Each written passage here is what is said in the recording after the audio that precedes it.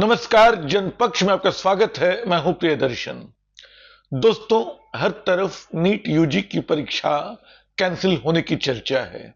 NTA पे सवाल उठ रहे हैं जो बिल्कुल जायज हैं। 23 लाख, करीब 23 लाख छात्रों को आपने एक तरह से धोखा दिया है। मेडिकल की तैयारियां कितनी मुश्किल होती हैं, लोग उसमें मानसिक तौर पे बच्चे कितना निचुड़ जाते हैं, ये वो लोग जानते हैं जिनके बच्चे ऐसे इम्तिहान में लगे होते हैं, ऐसी तैयारी में लगे होते हैं। वो इम्तिहान देते हैं, राहत की सांस लेते हैं, आने वाले दिनों के लिए योजनाएं बनाते हैं, लेकिन अचानक उनको पता चलता है कि जो इम्तिहान उन्होंने दिए उसके पेपर लीक हो चुके थे और एग्जाम कैंसिल हो चुके हैं और उनको नए सिरे से इस पूरी कवायद से गुजरना होगा। ये एक बड़ी यंत्रणा है। हालांकि आज मैं नीट के बारे में नहीं, या इन इम्तिहानों में 23 लाख छात्रों का क्या होगा इस बारे में नहीं, इस पूरी प्रक्रिया में जो ज्यादा बड़ी बीमारियां नजर आ रही हैं, मैं उनकी ओर इशारा करना चाहूंगा। ये सच है कि हमारी पूरी शिक्षा व्यवस्था में ये परीक्षा नाम का जो तत्व है, ये हमेशा से तरह तरह के भ्रष्टाचार का जनक रहा है। नीट यूजी के एग्जाम तो बहुत बाद की बात है। स्कूलों में चीटिंग, कॉलेजों में चीटिंग, पेपर लीक, नंबर बढ़वाने की कोशिश, इन सब को रोकने रुकवाने का काम जो है लगातार हम करते रहे।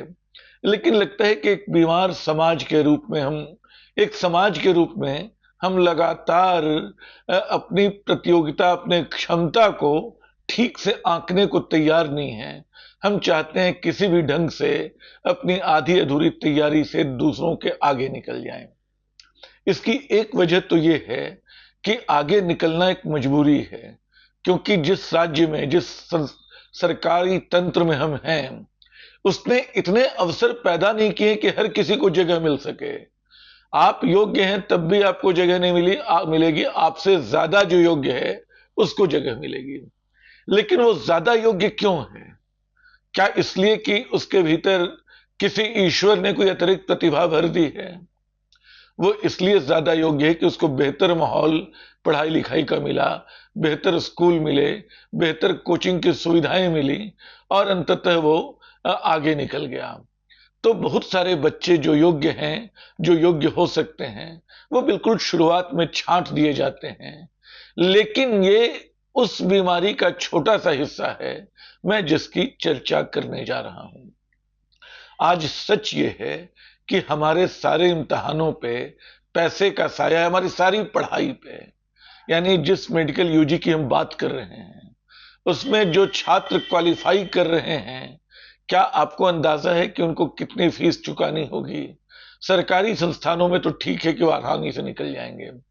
प्राइवेट कॉलेजों में जाना पड़ेगा, जो नीट की मार्फत जाना होता है, वहां करोड़ रुपए से ऊपर की फीस लगती है। 1 करोड़ रुपए की रकम बहुत ज्यादा होती है। हिंदुस्तान के 99% लोग अपने जीवन भर में 1 करोड़ रुपया नहीं कमा पाते हैं। ये जो करोड़ों की खबरें आप अखबारों में देखते हैं, तरह तरह के घोटालों की, तरह तरह की योजनाओं की, आपको अंदाजा ही नहीं है कि करोड़ होते क्या हैं। इस देश के 99% लोग अपनी पूरी कमाई जीवन भर की जोड़ लें तो 1 करोड़ के आसपास उनकी बचत तो नहीं पहुंचती है। तो इतनी महंगी पढ़ाई करने के लिए जाहिर है कि आप उससे ज्यादा संसाधन झोंकते हैं। और अचानक हम पाते हैं कि पूरी की पूरी पढ़ाई जो है कोचिंग इंस्टीट्यूट्स की गिरफ्त में है। यानी आप स्कूलों में भी इन दिनों ये हो गया है कि 12th पास कराने पे जोर नहीं है, जोर उसके समानांतर कोचिंग कराने पे है, जिससे आपके बच्चे को किसी मेडिकल कॉलेज में, किसी इंजीनियरिंग कॉलेज में आपको दाखिला मिल जाएगा। और स्थिति यह है कि ये कोचिंग इंस्टीट्यूट तमाम शहरों में कुकुरमुत्तों की तरह उगे हुए हैं, अपने ब्रांच खोल के बैठे हैं, सपने बेच रहे हैं। कहते हैं, जो मेरा अनुमान है कि बहुत कम का आंकड़ा है, 65,000 करोड़ से 70,000 करोड़ के बीच का इनका सालाना कारोबार है, जो मुझे फिर लगता है कि कम बताया जा रहा है। क्योंकि आप अखबारों में देखिए, ये कोचिंग इंस्टीट्यूट बिल्कुल गिद्धों की तरह नजर गड़ाए रहते हैं कि कहां से पैसा उगाया जा सके, कहां से किसी उम्मीद, किसी सपने का सौदा किया जा सके। जैसे ये एग्जाम कैंसिल होने की घोषणा हुई, अगले दिन तमाम कोचिंग इंस्टीट्यूट्स के बड़े बड़े विज्ञापन अखबारों के पहले पृष्ठों पे आ गए कि चिंता न करें, आपके लिए सस्ते पैकेज हैं री एग्जामिनेशन की तैयारी कराने के लिए। पहले ही आपने लूटा, दोबारा आप लूट रहे हैं। कोचिंग के नाम पे पूरे के पूरे शहर खड़े हो रहे हैं। कोटा जो है कोचिंग के लिए ही जाना जाता है। और ऐसे तमाम लोग जो अलग अलग शहरों में हैं, वो करते क्या हैं? वो असल में एक सपने का सौदा करते हैं और इसका तनाव बच्चों पे इतना पड़ता है कि बच्चे कई बार खुदकुशी जैसा कदम उठा लेते हैं। सुसाइड इसका एक दूसरा पहलू है। तो ये जो पैसा है, बहुत बड़ा पैसा है डॉक्टर बनने के लिए, और इसके बाद क्या होता होगा? आप कल्पना कीजिए कि जिस डॉक्टर ने अपनी पढ़ाई लिखाई में करोड़ों रुपए खर्च किए हों, वो जब डॉक्टर बनेगा तो अपने निवेश को वापस पाने की कोशिश करेगा। वो अधिकतम अपनी ज्यादा फीस रखेगा। वो मरीजों को, चूंकि उसने गलत तरीके से पढ़ाई की है, डोनेशन देके, कोचिंग में अतिरिक्त फीस देके, जाहिर है कि अतिरिक्त फीस से जो आई है वो भी ऐसे साधनों से आई है जो बहुत शुचितापूर्ण नहीं है। तो वो जो पढ़ाई के बाद अपने मेडिकल ज्ञान का इस्तेमाल करेगा, वो पैसे कमाने के लिए ही करेगा। वो गैर जरूरी टेस्ट लिखने के लिए ही करेगा। आज तमाम प्राइवेट अस्पतालों की जो हालत है, आप उन पे भरोसा नहीं कर सकते हैं। बड़े बड़े अस्पताल, आप जाते हैं और लुट के चले आते हैं। आपको बीमारी कम मारती है, आपकी आर्थिक हालत ज्यादा मार देती है। यानी लाखों, उसके साथ जो उगी हुई बीमा इंडस्ट्री है, उसका खेल अलग है। वो थोड़ा विषयांतर हो जाएगा, मैं उस पर नहीं जाऊंगा। मैं नीट की बीमारियों और इसके जो वजह हैं उसकी, उन पे आना चाहता हूं। देखिए, एक बड़ी वजह तो पूंजी की घुसपैठ है। ये पूरा कारोबार पूंजी का है। दूसरी बड़ी वजह क्या हो गई है? वो ये हो गई कि सरकारों को आजकल केंद्रीकरण पे बहुत भरोसा है। 2017 में एनटीए बना था, कहा गया कि सारे एग्जाम लेगा पूरे देश में। सीबीएसई जो एग्जाम कराती थी वो यही लेगा, मेडिकल एजेंसियां जो एग्जाम कराती थी वही लेगा, इंजीनियरिंग एजेंसियां जो एग्जाम कराती थी वो यही लेगा। एक बड़ी टेस्टिंग एजेंसी होगी देश में, इतने बड़े देश में। जाहिर है कि जब आप इतना बड़ा तंत्र बनाते हैं तो उसमें एक सुराख भी बहुत बड़ा साबित होता है। वो लाखों करोड़ों बच्चों की जिंदगी के साथ खेल करने जैसा हो जाता है। मैं देख रहा था आंकड़े, अभी जो पेपर लीक की बात चल रही है, 2024 में भी इस मसले ने बहुत जोर पकड़ा था। अचानक पता चला कि 67 या कितने बच्चे 100 परसेंटाइल लेके आ गए, जो कभी उसके पहले या उसके बाद नहीं हुआ। ये कहां से हुआ था? और उसके चलते बहुत सारे योग्य लोग अपनी प्रतिभा के बावजूद पीछे रह गए। तब इंडियन एक्सप्रेस ने एक रिपोर्ट छापी थी, बताया था कि 70 से ज्यादा मामले पिछले 7 साल में 2024 के हिसाब से, यानी जब से एनटीए का गठन हुआ है, 70 से ज्यादा मामले पेपर लीक के आ चुके हैं। न्यूज लॉन्ड्री ने इसको करीब 90 तक पहुंचाया था, कहा कि 90 से ज्यादा मामले। और मामला एनटीए नीट का ही नहीं है, तमाम जेपीएससी पे इल्जाम लगे, आरपीएससी का मामला बहुत बड़ा बना, तमाम जो लोक सेवा परीक्षाएं हैं उन सब में भयानक करप्शन, भयानक घूसखोरी। तो ये सिस्टम से ज्यादा हमारे उस समाज का मामला है जिसको ये केंद्रीयता कुछ और छूट दे रही है।